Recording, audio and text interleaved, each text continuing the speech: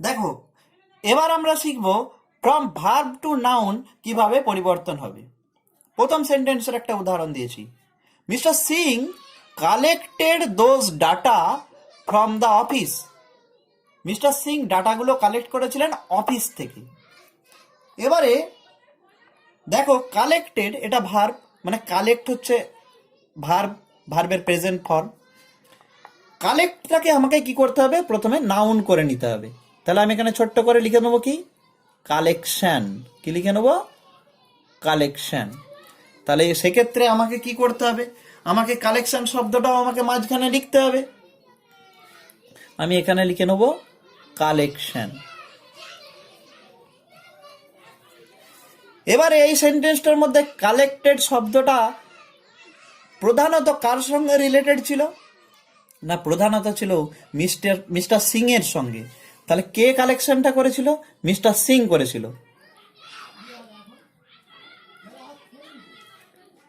এবারে মিস্টার সিং তার যেটা ভার্ব ছিল সেটাকে আমি নাউন করে দিয়েছি, মানে আপাতত ভার্ব নেই। বুঝতে পেরেছো, তাই না? তো তোমার বাড়ি ধরো দূরে, সেই তুমি সাইকেলে করে স্কুল আসো, সেই সাইকেলটি তোমার বাবা নিয়ে চলে গেল। তাহলে স্কুল আসার জন্য তোমাকে অন্য জায়গা থেকে তো সাইকেল অ্যারেঞ্জ করতে হবে। তাহলে আমি যে যখন ভার্বটা নিয়ে নিয়েছি নাউন করার জন্য, তাহলে আমাকে এখানে অ্যারেঞ্জ করতে হবে একটা ভার্ব, তাই না? ঠিক আছে, পরে অ্যারেঞ্জ করছি।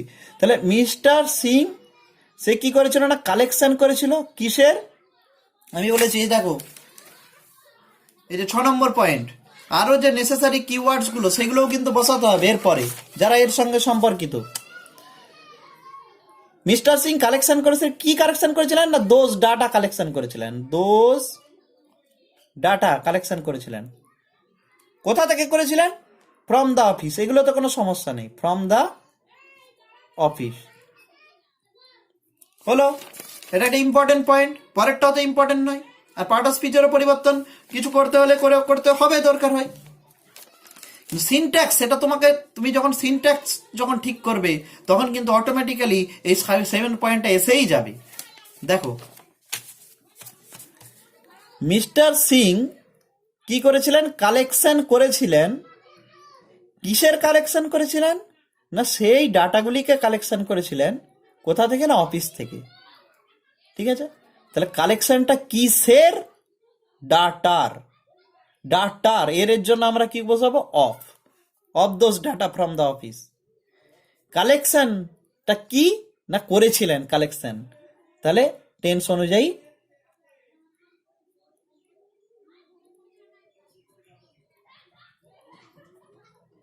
মেড, নাউন যেহেতু আছে তাহলে দা বসিয়ে দিলাম। Made the collection of those data from the office. Office থেকে করেছিলেন, সংগ্রহ করেছিলেন। এবারে দেখো 2 নম্বর sentence, the soldier died in the battle field. সোলজারটা মারা গিয়েছিল যুদ্ধক্ষেত্রে। ডায়েড ভার্ব, তাহলে এটার আমি নাউন ছোট্ট করে লিখে নেবো ডেথ। ঠিক আছে, এবারে এখানটায় আমি লিখে দিলাম ডেথ। এটা অনেকভাবে করা যায়, সহজ, অসুবিধে কিছু নেই। আমি একটা ভাবে দেখিয়ে দিচ্ছি, তোমরা অন্যভাবেও করতে পারো। এটা খুব সোজা। The soldier died in the battle field, died থেকে করলাম ডেথ। ডেথটা কার, মেন কিওয়ার্ডটাকে, না দ্য সোলজার।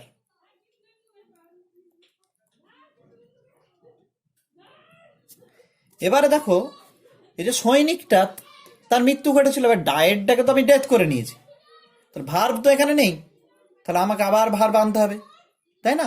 কোথায় হয়েছিল, ইন দ্য ব্যাটেল ফিল্ড। প্রথম কথা হচ্ছে যে বাক্যটার মধ্যে ভার্ব নেই, তাছাড়া আমাকে সিনট্যাক্সটাও ঠিক করতে হবে। তো কথাটা হচ্ছে যে আমি কি করব, তো প্রথম আমি এটা করব যে সৈনিক মৃত্যু নয়, সৈনিকের মৃত্যু, সৈনিকের, সোলজার্স ডেথ ঘটেছিল।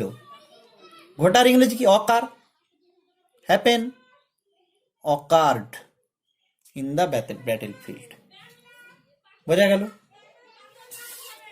3 নম্বর, Priya gave an advertisement to sell her old car. Priya কি করেছিল, একটা অ্যাডভার্টাইজমেন্ট দিয়েছে খবরের কাগজে যে সে তার পুরনো গাড়িটা বিক্রি করবে। সেল হচ্ছে ভার্ব, এর নাউনটাও সেল কিন্তু বানানটা একটু আলাদা, SALE, সেল। ঠিক আছে, তাহলে এটা কিভাবে করব? প্রথমে সেল শব্দটা এখানে লিখে নেব, লিখে নিলাম। সেলটা কিসের জন্য? না হার ওল্ড কার। দিয়েছিল কে? না প্রিয়া। তাহলে সেলটা যেহেতু তার পুরনো গাড়িটার জন্য ছিল, তাহলে কি হবে? না সেল অর্থাৎ বিক্রিটা ছিল কি না হার ওল্ড কার। সেটার জন্য কি করা হয়েছিল? না অ্যাডভার্টাইজমেন্ট।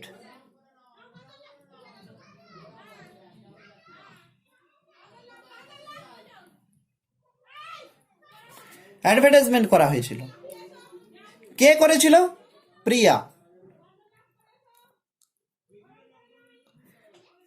তাহলে প্রিয়া গেভ অ্যান অ্যাডভার্টাইজমেন্ট কিসের জন্য? না সেলের জন্য। কি সেল করবে? না হার ওল্ড কার। এবারে সেলটাকে তো আমি এখানে করে দিয়েছি নাউন, এটা ছিল একটা non finite verb. Finite verb আমার আছে কিন্তু আমি এটা নাউন করেছি। তাহলে অ্যাডভার্টাইজমেন্টটা কিসের ছিল? কিসের ছিল? না সেলের ছিল। এটা একটা নাউনের ছিল, কিছু একটা কাজের ছিল অ্যাডভার্টাইজমেন্টটা, কোনো একটা বিষয়ের ছিল। তাহলে অ্যান অ্যাডভার্টাইজমেন্ট, সেই অ্যাডভার্টাইজমেন্টটা কিসের জন্য ছিল? না ফর দ্য সেল, বিক্রির জন্য ছিল। বিক্রিটা কিসের? হার ওল্ড কার, তার পুরনো গাড়ির। গাড়ির, তাহলে গাড়ির করার জন্য এখানে অফ দিলাম। নিয়ে ফ্রেশ করে লিখো, প্রিয়া গেভ অ্যান অ্যাডভার্টাইজমেন্ট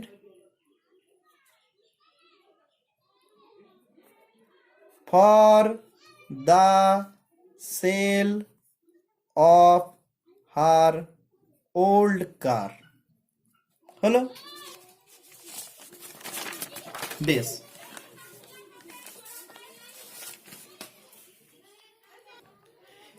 দেখো তোমাদের কিছুদিন আগে একটা টাস্ক দিয়েছিলাম, সেইটি টাস্কটাই বলা ছিল রিনা অ্যাপ্লাইড টু দ্য হেডমাস্টার। সেখানে অ্যাপ্লাইডটা ছিল ভার্ব, করতে বলেছিলাম নাউনে। তাহলে অ্যাপ্লাইডটা যখন ভার্ব ছিল, তুমি কি করেছিলে? Noun application. এটা মোটামুটি অনেকেই ঠিক করেছিলে, কিন্তু আবার অনেকে করতেও পারোনি। তাহলে আমি প্রথমে অ্যাপ্লিকেশন শব্দটা এখানে লিখবো, অ্যাপ্লিকেশন। এর মধ্যে মেন কিওয়ার্ড কোনটা? কে অ্যাপ্লিকেশনটা করেছিল? রিনা। কাকে করেছিল? না টু দ্য হেডমাস্টার। এটা খুবই সোজা। এবারে অ্যাপ্লাইটাকে তো আমি করে দিয়েছি অ্যাপ্লিকেশন নাউনে করে দিয়েছি, তাহলে ভার্ব তো এখানে নেই, তাহলে তোমাকে ভার্ব আনতে হবে। তাহলে তুমি কি করবে? তুমি দুটো করতে পারো, কি না গেভ অ্যান অ্যাপ্লিকেশন, অথচ খুব ভালো ইংরেজি হয় মেড অ্যান অ্যাপ্লিকেশন। এখানে মেড মানে কিন্তু তৈরি করা নয়, অ্যাপ্লিকেশন দেওয়ার ক্ষেত্রে মেড অ্যান অ্যাপ্লিকেশন তুমি শব্দটা কথাটা তুমি ইউজ করতে পারো। তাহলে রিনা মেড অ্যান অ্যাপ্লিকেশন আর gave an application to the headmaster. বুঝে গেল? আবার এই যে আমি একটা টেক্সচুয়াল গ্রামারের তো উদাহরণ দেবই, তোমরা জানো। তো দেখো ক্লাস 10-এর লেসন 3 তার পেজ নাম্বার 16-এ দেখবে, মানে যেটা তোমার দি পাসিং অ্যাওয়ে অফ বাপু বলে যে টেক্সটটা তোমাদের আছে, সেখানে একটা লাইন আছে, out of window one could see a brown blur of faces. অর্থাৎ মানে জানলা দিয়ে তাকালে কিন্তু অস্পষ্ট মুখগুলো সব দেখা যায়। মানে তাহলে দেখো সেক্ষেত্রে বলছে কি, এটা জানলা দিয়ে তাকালে অস্পষ্ট মুখগুলো দেখা যায়, অস্পষ্ট বাদামি মুখগুলো দেখা যায়। তাহলে সি, এটার যদি তোমাকে বলে যে এই ভার্বটা নাউন ফর্ম করো, তুমি কি করবে? তুমি এটাকে ভার্ব থেকে নাউন ফর্ম করো, তাহলে এটা তুমি কি করবে? সি থেকে প্রথমে কি হবে? নাউন করলে সাইট, লিখে নিলে SIGHT, সাইট। সাইটটা, এই সি বা সাইটটা কার? এই সি বা সাইটটা কার? সাবজেক্ট হচ্ছে ওয়ান। তাহলে ওয়ানের সাইট, ওয়ানের সাইট, এই সাইটটা কি নিয়েছিল? সিটা কি নিয়েছিল? না এ ব্রাউন ব্লার অফ ফেসেস।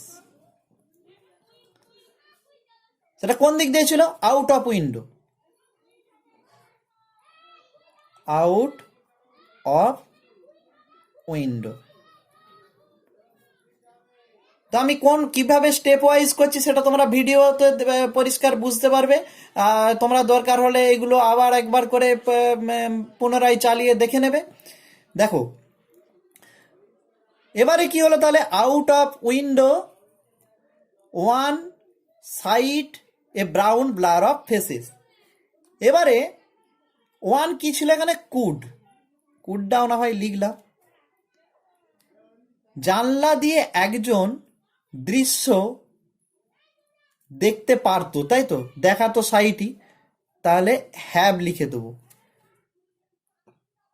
একজন কিছু পেতে পারে, এটা বোঝানোর জন্য হ্যাভ ভার্বটাকে আমরা ইউজ করে থাকি।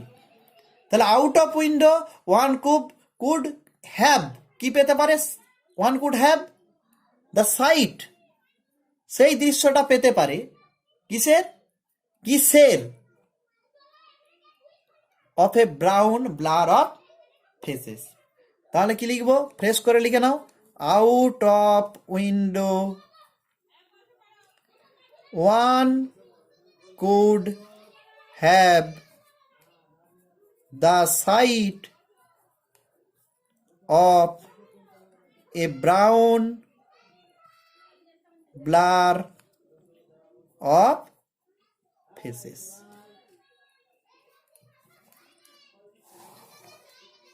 এটা হয়ে গেল উত্তর। তো এইভাবে স্টেপ বাই স্টেপে তোমরা করবে। তো এই ভিডিওটি আপাতত তো অনেকটাই বড় হয়ে যাচ্ছে, আপলোড করতে সমস্যা হবে। তো একটা জিনিস আমাদের বাকি রয়ে গেল, যে অ্যাডভার্ব থেকে তোমরা কিভাবে নাউন ফর্মে করবে। তো সেটাও একটু তাড়াতাড়ি দেখিয়ে নেওয়া যায়, দেখিয়েই নি। দেখো এখানে লিখেছি adverb two noun, we are facing the present situation bravely. আমরা বর্তমানে যে কোভিড-19 সঙ্গে লড়াই করছি, এই লড়াইটা কিন্তু আমরা অত্যন্ত সাহসের সঙ্গেই করছি, এই সিচুয়েশনটার মুখোমুখি সাহসের সঙ্গেই হচ্ছি। We are facing the present situation bravely, bravely adverb. এটা থেকে আমি করব, প্রথমে কি করব না, প্রথমে আমি এটার একটা নাউন ফর্ম করে নেব। ব্রেভলির নাউন ফর্ম কি না? ব্রেভারি। ব্রেভলির নাউন ফর্ম কি? ব্রেভারি। তো ব্রেভারি লিখে দিলাম। এবারে ব্রেভারি শব্দটা আমি কি করব, এখানে প্রথমে এখানে লিখে দেবো ব্রেভারি। ব্রেভারি লিখে নিলাম। ব্রেভারি লিখে নেওয়ার পরে মানে এই ব্রেভলি এটা কে করে, কারা এটা ব্রেভলি এই যে ফেস করছে, কারা? আমরা, তাই তো। তাহলে আমরা করছি ব্রেভারি নিয়ে, তাই তো। তাহলে উই, এবারে পরপর লিখে যাও, উই আর ফেসিং দা, এগুলো সোজা কিন্তু, হ্যাঁ, একটু তাড়াহুড়ো করে বোঝাতে হচ্ছে। প্রেজেন্ট সিচুয়েশন, আমরা বর্তমান যে পরিস্থিতি তার সঙ্গে, তার মুখোমুখি হচ্ছি ব্রেভারির সাথে, সাহসের সঙ্গে। এইগুলো যদি তোমাকে অ্যাডভার্ব থেকে নাউন করতে বলে, ব্যাপারটা কিন্তু খুব সোজা হবে। দেখো, the girl finish the work carefully, মেয়েটি কাজটি শেষ করেছিল যত্ন সহকারে। কেয়ারফুলি অ্যাডভার্ব, এটাকে আমি করব কেয়ার। তাহলে কেয়ারফুলি অর্থাৎ যত্ন সহকারে, মানে যত্ন দিয়ে, উইথ কেয়ার, যত্ন দিয়ে, এইটা এইভাবে করবে, যত্ন দিয়ে, যত্ন সহকারে মানে যত্ন দিয়ে। যত্ন দিয়ে কে করেছিল না? দি গার্ল, বালিকাটি, মেয়েটি। দি গার্ল কি করেছিল? Finished the work with care. ঠিক সেম জিনিস, teachers do not treat the less intelligent students differently. শিক্ষকেরা যারা কম বুদ্ধিমান ছাত্রছাত্রী, তাদের সঙ্গে আলাদা কোনো আচরণ করে না, তাদেরকে অন্যরকম চোখে দেখে না। ডিফারেন্টলি, তাহলে হচ্ছে এর অ্যাডভার্বটার নাউন হবে ডিফারেন্স। ডিফারেন্টলি মানে কি? ভিন্নভাবে। তার মানে কি? ভিন্নতার সাথে, ভিন্নতার সাথে দেখে না, উইথ ডিফারেন্স। সেম জিনিস একই রকম ভাবে, আর ডিফারেন্স। কারা করে না? না টিচার্সরা। Teachers do not treat the less intelligent students with difference. তো এইভাবেই করবো। একটা তাহলে উদাহরণ দিয়ে দিই টেক্সচুয়াল গ্রামার থেকে। দেখো ক্লাস 10-এর লেসন 1-এর পেজ নাম্বার থেকে 5, সেখানে ফাদার সেলফে রয়েছে যে স্বামী তার বাবাকে একটা কথা জিজ্ঞাসা করছে। সেই কথাটা হচ্ছে, স্বামী জিজ্ঞাসা করছে what have you written father. সেইখানে তারপরে রয়েছে স্বামী আস্কড অ্যাপ্রিহেন্সিভলি। এই অ্যাপ্রিহেন্সিভলি কথাটা অ্যাডভার্ব, এর আমি নাউনটা করব। তাহলে প্রথমে কি লিখবো? অ্যাপ্রিহেনশন।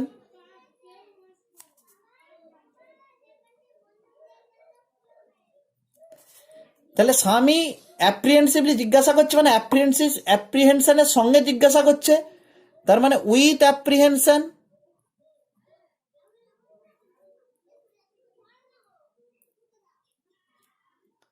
অ্যাপ্রিহেনশন কে করছে? না স্বামী। কি করছে? না আস্কড। তাহলে স্বামী আস্কড উইথ অ্যাপ্রিহেনশন। বোঝা গেল? তো এই মোটামুটি আজকে এই পর্যন্তই আজকে রাখছি। ভিডিওটা অনেক বড় হয়ে গেছে। তোমাদের যদি কোনো অসুবিধা থাকে তাহলে আমাকে ফোন করো, গ্রুপে জানাও। আর যদি বুঝতে পারো তাহলেও গ্রুপে রেসপন্স দিও। ভালো থেকো।